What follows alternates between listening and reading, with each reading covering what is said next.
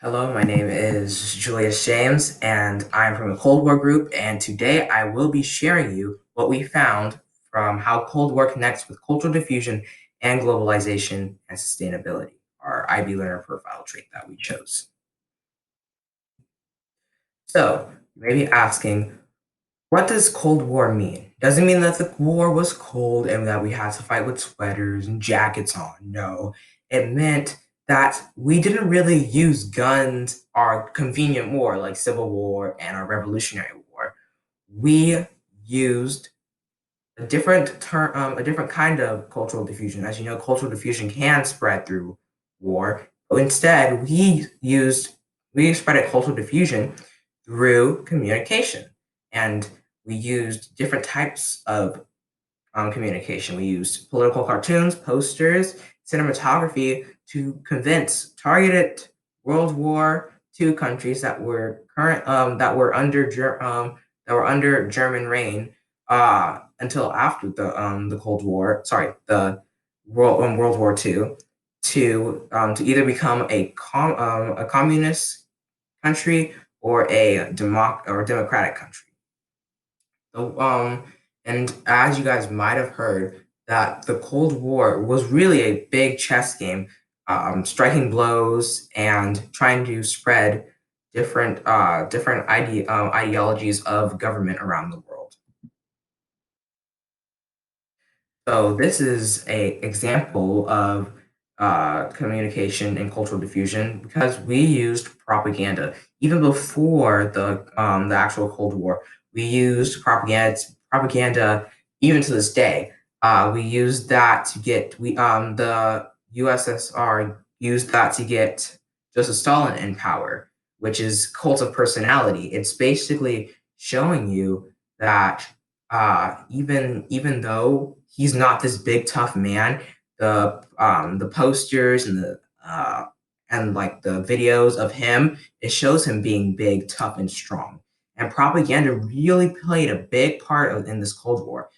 We used different political posters in other countries to say, hey, look, don't join that one. Join this one. Don't join communism. Join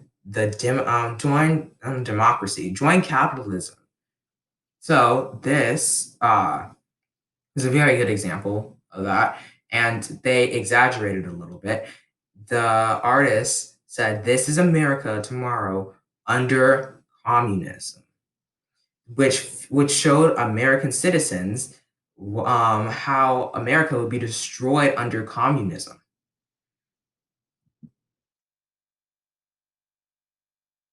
Another piece of cultural diffusion, obviously in the war, is this political cartoon.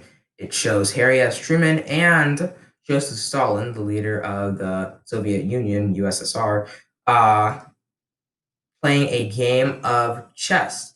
Now you may be wondering, what does chess have to do with the Cold War? It's exaggerative. It's chess. Chess could be anything. It could be showing Harry S. Truman making a move about another country that said, "Hey, I want to switch to democracy," and Joseph Stalin trying to think about what kind of blow he was going to deal with Truman next. Chess is a thinking man's game, and basically, the whole Cold War was a thinking game. It was trying to get other people to join communist countries. So the global context that explains the Cold War very, very, very thoroughly is globalization and sustainability because relationships between countries, communist countries, and capitalist countries weakened. The government spied on other countries by satellite, plane, and person, especially during the space race, and had even trying to figure out how many nuclear missiles they had, and it weakened the relationships even further. NATO was formed with Canada, France, all these North Atlantic nations, and it started an alliance between them. It also affected the Cold War after, because there are still communist countries that we still have a rocky relationship with. Uh, and if in the corner you can see, and that was the Cuban Missile Crisis, And we still have a very rocky relationship with Cuba today. So this map shows that due to propaganda that we have spread, that making the USSR look strong, making the USA look strong, it spread due to cultural diffusion and propaganda. It spread. Communism spread to places like North Korea and Madagascar and all these places, even to Cuba, as I talked about in the slide before, the Cuban Missile Crisis.